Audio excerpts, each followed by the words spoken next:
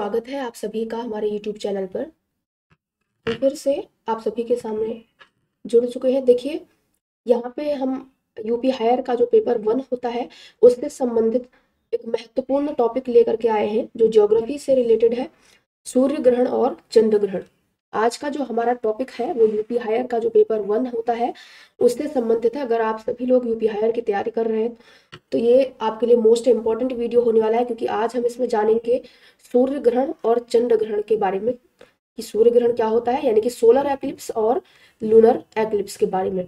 तो चलिए आज का वीडियो शुरू करते हैं। सूर्य ग्रहण से हम शुरुआत करेंगे। सोलर एक्लिप्स क्या होता है पहले इसको हम जानेंगे। चलिए सूर्य ग्रहण देख लेते हैं, शुरुआत करते हैं। सूर्य ग्रहण क्या होता है?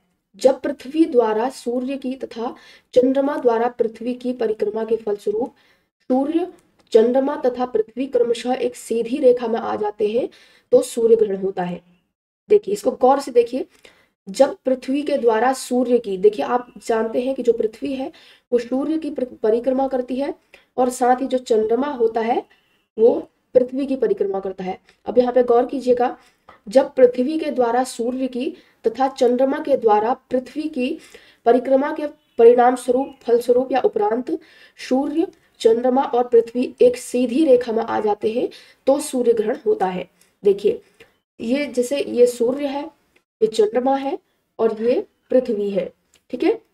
जब ये तीनों एक सीधी रेखा में आ जाते हैं, यानी कि बिल्कुल सीधी रेखा में ये आ जाते हैं, तो उस समय क्या होता है? सूर्य ग्रहण होता है। चलिए अगला पॉइंट देख लेते हैं। अधिकांशतः अमावस्या यानी कि न्यू मून के दिन सूर्य ग्रहण होता है, किंतु चंद्रमा में झुकाव के कारण प्रत्येक अमावस्या के दिन सूर्य ग्रहण नहीं लगता। आप सभी लोग जानते होंगे कि जो सूर्य ग्रहण होता है वो अमावस्या के दिन होता है। देखिए, अमावस्या जो होती है वो प्रत्येक महीने में आती है अमावस्या, और इसी दिन जो है सूर्य ग्रहण की घटना होती है। यानी कि न्यू मून के दिन, इसको न्यू मून भी बोला जाता है, न्यू मून के दिन सूर्य ग्रहण की घटना होती है। लेकिन प्रत्येक जो अमावस्या होती है उसके दिन सूर्य ग्रहण नहीं होता है, क्योंकि क्या होता है, जो चंद्रमा होता है इसमें झुकाव आ जाता है। कभी कभी क्या होता है कि जो चंद्रमा होता है इसमें झुकाव आ जाता है, इसलिए जो प्रत्येक अमावस्या के दिन सूर्य ग्रहण नहीं लगता है। चलिए अगला पॉइंट देख लेते हैं। जब सूर्य का एक भाग छिप जाता है तो उसे आंशिक सूर्य ग्रहण, और जब पूरा सूर्य कुछ क्षणों के लिए छुप जाता है तो उसे पूर्ण सूर्य ग्रहण कहा जाता है। ये तो सूर्य ग्रहण के एक प्रकार से संबंधित है कि जब सूर्य का आधा भाग छिप जाता है, जब सूर्य का आधा भाग छिप जाता है तो उसको आंशिक सूर्य ग्रहण, ठीक है, आंशिक सूर्य ग्रहण कहा जाता है। और जब सूर्य जो है पूरी तरह से छिप जाता है तो उसे पूर्ण सूर्य ग्रहण कहा जाता है। इसको गौर से आप समझने की कोशिश कीजिएगा कि जो सूर्य ग्रहण कब होता है? जब सूर्य, चंद्रमा और पृथ्वी तीनों एक सीधी रेखा में आ जाते हैं तो उस स्थिति में क्या होता है? सूर्य ग्रहण होता है। और इसके अतिरिक्त सूर्य ग्रहण जो होता है वो कब होता है? अमावस्या के दिन।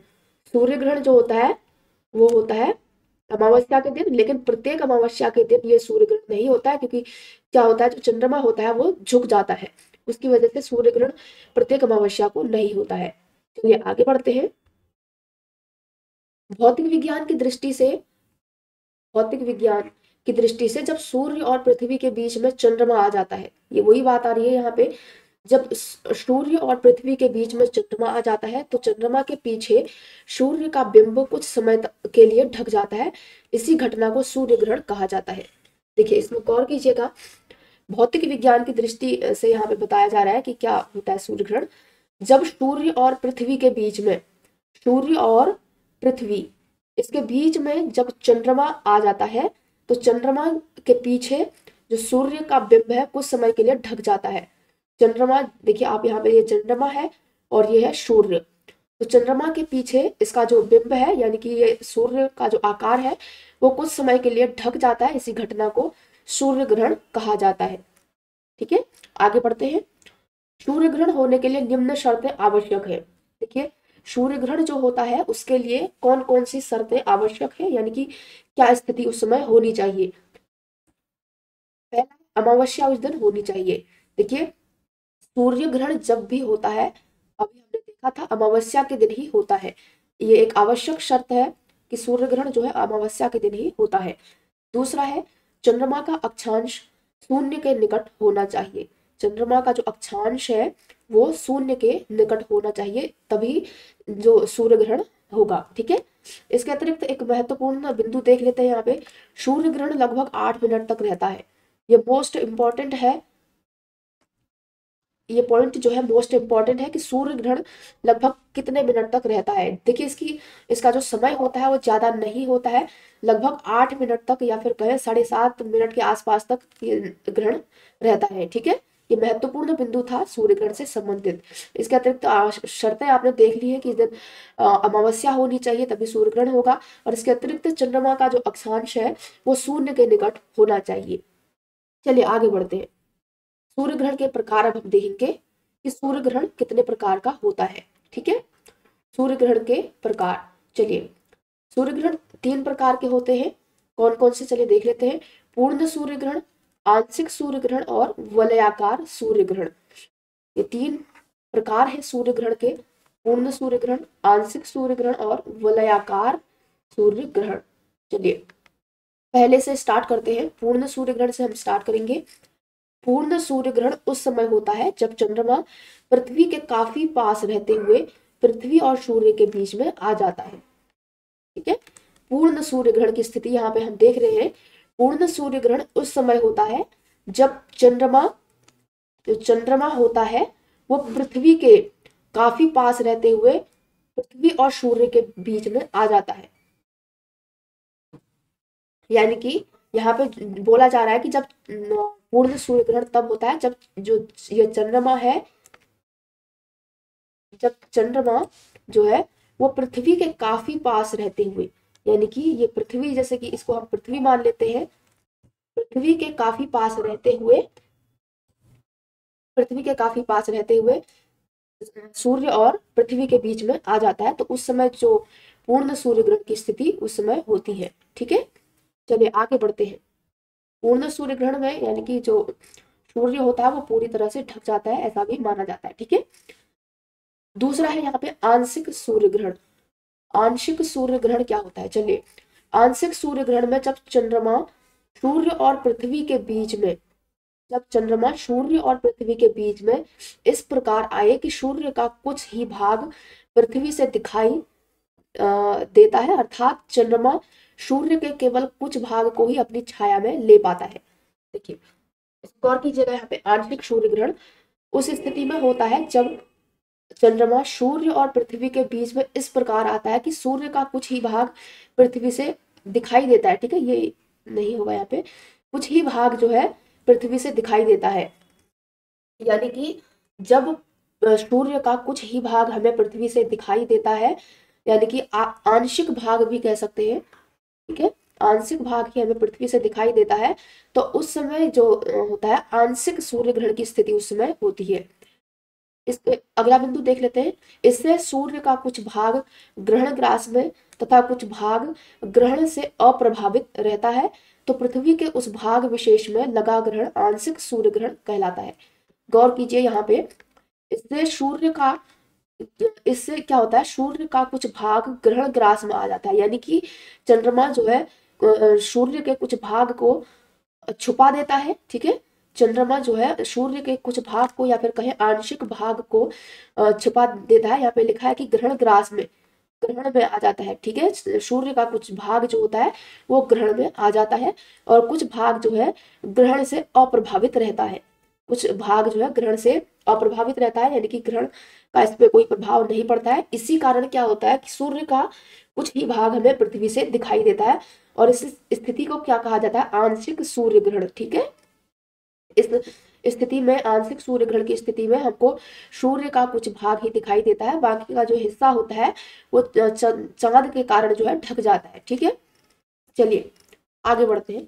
वलयाकार सूर्य ग्रहण अब हम देखेंगे। तीसरा है वलयाकार सूर्य ग्रहण। हमने देखा सूर्य ग्रहण के 3 प्रकार थे, 2 प्रकार हमने देख लिए हैं, आंशिक सूर्य ग्रहण, पूर्ण सूर्य ग्रहण। अब यहाँ पे हम बात करेंगे वलयाकार सूर्य ग्रहण की। ठीक है, चलिए देखते हैं। वलयाकार सूर्य ग्रहण में जब चंद्रमा पृथ्वी के काफी दूर रहते हुए पृथ्वी और सूर्य के बीच में आ जाता है, अर्थात चंद्र सूर्य को इस प्रकार से ढकता है कि सूर्य का केवल मध्य भाग ही छाया क्षेत्र में आता है और पृथ्वी से देखने पर चंद्रमा द्वारा सूर्य पूरी तरह ढका नहीं दिखाई देता, बल्कि सूर्य के बाहर का क्षेत्र प्रकाशित होने के कारण कंगन या वलय के रूप में चमकता दिखाई देता है।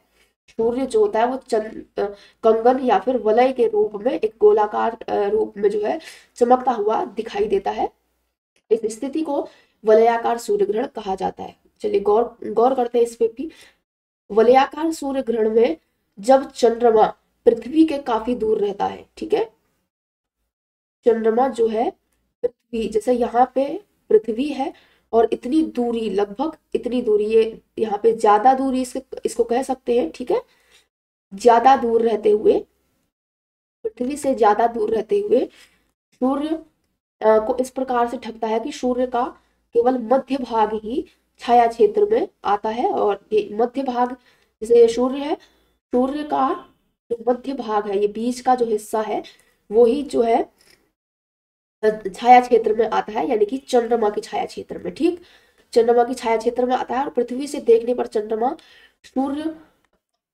द्वारा सूर्य जो है पूरी तरह ढका नहीं दिखाई देता, बल्कि सूर्य के बाहर का क्षेत्र प्रकाशित होने के कारण बाहर का जो क्षेत्र होता है सूर्य का, ये बाहर का जो क्षेत्र है, ये प्रकाशित होने के कारण चमकता हुआ, यानी कि कंगन के रूप में चमकता हुआ दिखाई देता है। ठीक, आगे देखते हैं। कंगन आकार में बने सूर्य ग्रहण को ही वलयाकार सूर्य ग्रहण कहा जाता है। ठीक, वलयाकार सूर्य ग्रहण की स्थिति में जो सूर्य होता है उसका आकार एक कंगन की भांति जो है हो जाता है। ठीक है, ये हमने देखा सूर्य ग्रहण के प्रकार, सूर्य ग्रहण क्या था और इसके प्रकार, 3 प्रकार का सूर्य ग्रहण होता है। अब हम जानेंगे यहाँ पे चंद्र ग्रहण यानी कि लूनर एक्लिप्स। हमने सूर्य ग्रहण को भली भांति देख लिया है कि सूर्य ग्रहण क्या था और उसके कितने प्रकार थे। 3 प्रकार का सूर्य ग्रहण हमने देखा और अमावस्या के दिन होता है, उसकी आवश्यक शर्तें हमने देखी और साथ ही ये भी देखा हमने कि ये सूर्य ग्रहण जो है वो लगभग 8 मिनट तक रहता है। अब हम यहाँ पे जानेंगे चंद्र ग्रहण यानी कि लूनर एक्लिप्स। लूनर एक्लिप्स क्या होता है, चलिए। जब पृथ्वी द्वारा सूर्य की तथा चंद्रमा द्वारा पृथ्वी की परिक्रमा के फलस्वरूप पृथ्वी चंद्रमा और सूर्य के बीच आ जाती है तो चंद्र ग्रहण होता है। चलिए अब यहाँ पे हम अच्छे से इसको समझने का प्रयास करेंगे। हमने देखा कि चंद्र ग्रहण में क्या होता है कि जो चंद्रमा है वो सूर्य और पृथ्वी के बीच में आ जाता है, लेकिन चंद्र ग्रहण में क्या होता है, चंद्र ग्रहण में पृथ्वी जो है वो क्या करती है, सूर्य और चंद्रमा के बीच में आ जाती है। देखिए जैसे यहाँ पे हम देखते हैं सूर्य है, यहाँ पे चंद्रमा है और बीच में क्या आ जाती है, पृथ्वी। सूर्य और चंद्रमा के बीच में कौन आ जाता है, पृथ्वी आ जाती है। ये पूर्णिमा की स्थिति है। ठीक है, पूर्णिमा यानी कि चलिए, पूर्णिमा के दिन जो होता है चंद्र ग्रहण होता है, अमावस्या के दिन सूर्य ग्रहण होता है। तो क्या होता है इस दिन, सूर्य और, जैसे ये सूर्य हो गया यहाँ पे और ये यहाँ पे चंद्रमा हो गया। ठीक है, सूर्य और चंद्रमा के बीच में जब पृथ्वी आ जाती है तो उस समय क्या होता है, चंद्र ग्रहण होता है। चलिए अगला पॉइंट हम देख लेते हैं यहाँ पे। अधिकांशतः चंद्र ग्रहण पूर्णिमा यानी कि फुल मून की रात्रि में होता है, परंतु प्रत्येक पूर्णिमा को चंद्र ग्रहण नहीं लगता, क्योंकि चंद्रमा पृथ्वी और सूर्य की तुलना में प्रत्येक पूर्णिमा के दिन उस स्थिति में नहीं होता है। चलिए, जिस तरह से सूर्य ग्रहण जो है हर अमावस्या को नहीं लगता, ठीक उसी तरह से चंद्र ग्रहण भी जो है प्रत्येक पूर्णिमा को नहीं होता है। आपने देख लिया, जो चंद्र ग्रहण होता है वो फुल मून के दिन यानी कि पूर्णिमा के दिन होता है, पूर्णिमा के दिन होता है चंद्र ग्रहण। ठीक है, लेकिन प्रत्येक पूर्णिमा को ये चंद्र ग्रहण नहीं लगता, क्योंकि जो चंद्रमा होता है वो पृथ्वी और सूर्य की तुलना में प्रत्येक पूर्णिमा को उस स्थिति में नहीं होता है जिस स्थिति में चंद्र ग्रहण लगता है। ठीक है, आप समझ रहे होंगे यहाँ पे चंद्र ग्रहण क्या है। चंद्र ग्रहण में क्या होता है, जब पृथ्वी जो है सूर्य और चंद्रमा के बीच में आ जाती है, और साथ ही पूर्णिमा के दिन ये होता है और प्रत्येक पूर्णिमा को चंद्र ग्रहण नहीं लगता है। चलिए आगे बढ़ते हैं। सूर्य ग्रहण के समान चंद्र ग्रहण भी आंशिक अथवा पूर्ण हो सकता है। हमने देखा सूर्य ग्रहण में अभी कि जो सूर्य ग्रहण होता है वो पूर्ण सूर्य ग्रहण होता है और एक आंशिक सूर्य ग्रहण होता है। आपने देखा होगा उसी तरह से जो चंद्र ग्रहण होता है वो भी आंशिक और पूर्ण हो सकता है, ये यहाँ पे कहा जा रहा है। चलिए अगला बिंदु देख लेते हैं। चंद्र ग्रहण को लाल चंद्रमा यानी कि ब्लड मून भी कहा जाता है। चंद्र ग्रहण को लाल चंद्रमा या फिर ब्लड मून के नाम से भी जाना जाता है, ये मोस्ट इंपॉर्टेंट है। ब्लड मून किसे कहा जाता है ये पूछा भी जा सकता है, तो यहाँ पे आपको बताना है कि ब्लड मून जो है चंद्र ग्रहण को कहा जाता है। लाल चंद्रमा को, चंद्रमा की जो स्थिति हो जाती है इस समय लाल हो जाती है, इसलिए ब्लड मून भी इसको कहा जाता है चंद्र ग्रहण को। क्योंकि चंद्र ग्रहण शुरू होने के बाद चांद पहले काला दिखाई देता है, फिर बाद में लाल रंग का दिखने लग जाता है। देखिए चंद्र ग्रहण जब शुरू होता है तो शुरू होने के बाद चांद जो है पहले काला रंग का दिखाई देता है और फिर धीरे धीरे इसका रंग जो है लाल दिखने लग जाता है। अगला बिंदु देखते हैं। चंद्र ग्रहण शुरू होने के बाद ये पहले काले और फिर धीरे धीरे सुर्ख लाल रंग में तब्दील हो जाता है, इसी कारण इसे ब्लड मून कहा जाता है। ब्लड मून हमने अभी देखा कि यहाँ पे जो चंद्र ग्रहण है इसको ब्लड मून भी कहा जाता है, हमने यहाँ पे देखा। तो क्यों कहा जाता है, क्योंकि जो चंद्र ग्रहण स्टार्ट होता है तो उस समय प्रारंभ में काले रंग का जो चांद है वो काले रंग का दिखाई देता है, लेकिन धीरे धीरे क्या होता है, धीरे धीरे इसका जो कलर है वो लाल होने लग जाता है, इसलिए इसको ब्लड मून कहा जाता है। चलिए आगे बढ़ते हैं। जहां चंद्रमा की छाया जहां चंद्रमा की छाया की लघुता, लघुता यानी कि एक छोटा, छोटा भी लघु का मतलब होता है छोटा, लघुता के कारण, छाया की लघुता यानी कि एक छोटी छाया के कारण सूर्य ग्रहण किसी भी स्थान से केवल कुछ मिनटों तक ही दिखता है, वहीं चंद्र ग्रहण की अवधि कुछ घंटों की होती है।